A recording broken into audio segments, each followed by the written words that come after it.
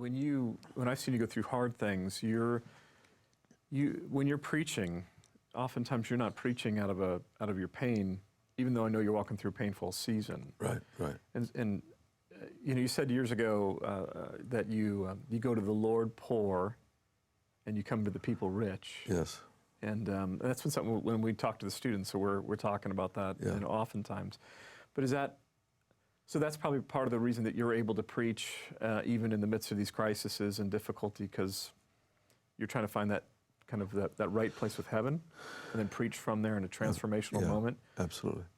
Yeah, I didn't know that early on, and so I would preach out of the season, and I don't mean Christmas and New Year's. I mean, preach out of the season of pain or loss or whatever, or if there was something crazy going on morally in the nation or whatever, and you just go after that stuff. Well, it doesn't help anybody. What happened is I would, if I could take an aerial view of the last year of preaching, I'd realize this had impact. This had pick. This really stunk.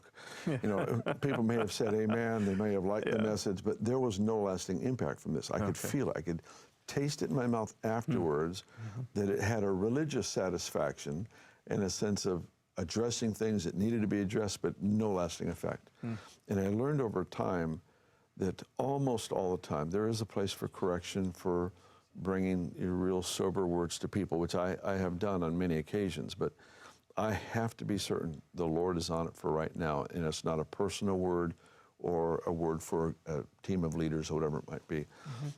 It's got to be a time where the people get a chance to taste the goodness of the Lord. Yeah. And that's really a big deal, because I learned that over time, and finally I weeded that one part of my approach to the people. I weeded it out completely. Interesting. And he has to reintroduce it for me to actually come with a corrective word.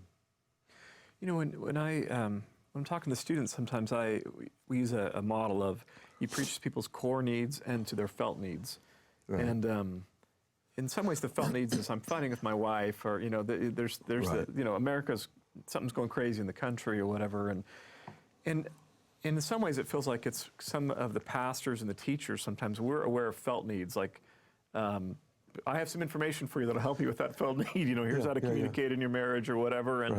And the pastors are like, hey, that the sheep need to hear this or need to hear that. But I've seen just in your life, with just the raising up of the apostolic office, is that you and Chris, the prophetic, tend to talk out of the core needs of people. Like, I know you're all agitated about this, but here's what we're up to. Here's like the aerial shot again. And in some ways, so it's interesting, because I thought it was just your gifting, but you're actually saying, no, I would look at it, and I started weeding out my reactionary messages. Yeah, exactly. I didn't do it a lot, but I stopped preaching for effect, in the sense of, like you can go into most any church right now and you can preach against homosexuality or, indebtedness of the nation or whatever. You can get a lot of amens, but there's nobody in there that's making the decision to affect the outcome.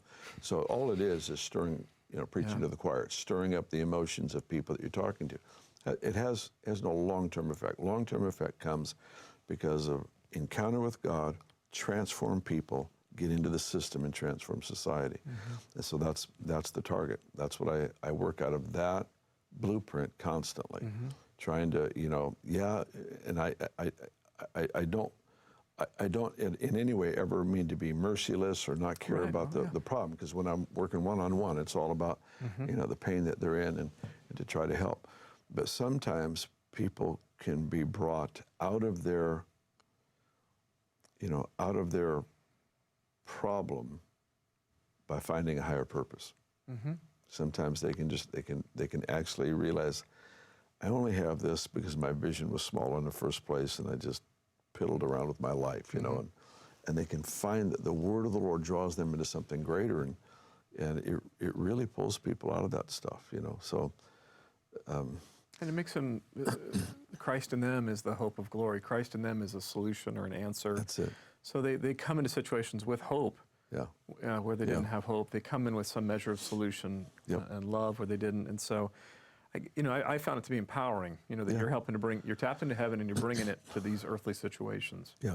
That's exactly it. And it makes all the difference in the world on outcome. The thing that encourages me most is it makes a huge difference on how people think about their life, their purpose, their significance, their family, their generations, their purpose for being, their job or assignment in society, whatever it might be. Yeah. Everything Everything shifts in that moment because, it's empowering. People realize I'm here by God's choice. I'm not just a number on a sheet. I'm actually an individual that God chose to be empowered to have impact. And there's one of the most basic needs in all of our lives is affirmation. Yeah. It's a God-given hole in us that cries out for affirmation. If you don't know where to get it, you're going to get it from the wrong place. Yeah.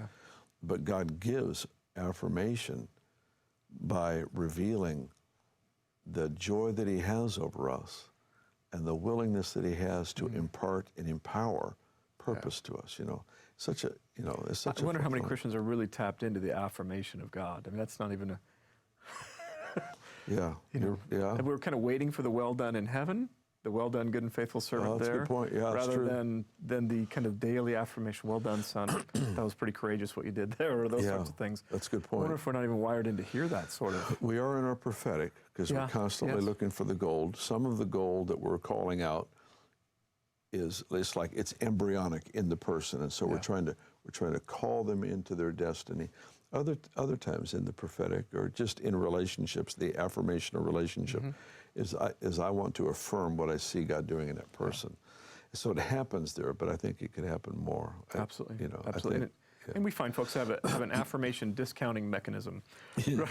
It's like just swat it down as it comes, swat it down. That ain't true. Nice try. You're just trying to make me feel good. Yeah, absolutely. I'm not buying it. Absolutely, yeah. That thing has to be dewired. That thing's a demonic machine. Yeah, that's right. Not your friend. You know what? Somebody in one of our staff in second year yesterday, or Tuesday. Today's Thursday. Tuesday. Made a comment, led prayer time before I got up to speak, and said, some of you guys come from countries that really suffer from what's referred to as the tall poppy syndrome. Yeah. Anybody, develops kind of head and shoulders above, there's this thing to cut, which we've talked about before. I work in a number of countries. I think it's in every culture in some measure. No Ben Franklins, no George Washingtons, no Martin Luther King. Some countries have just perfected the art form, So, but anyway, the one who led in prayer said, "You guys are in California. The state flower in California is the golden poppy, and it is illegal to cut them." That's good. And I thought, you know what, that works for me. That's just, good. Let us embrace that culture that says, you don't cut any poppies. Yeah, they're growing in the wild. You can't even pick them. You're like, you leave those alone. Yeah. Yeah. I remember my kids have picked them before. I don't want to say that on tape, but I'm like, put that back. Oops.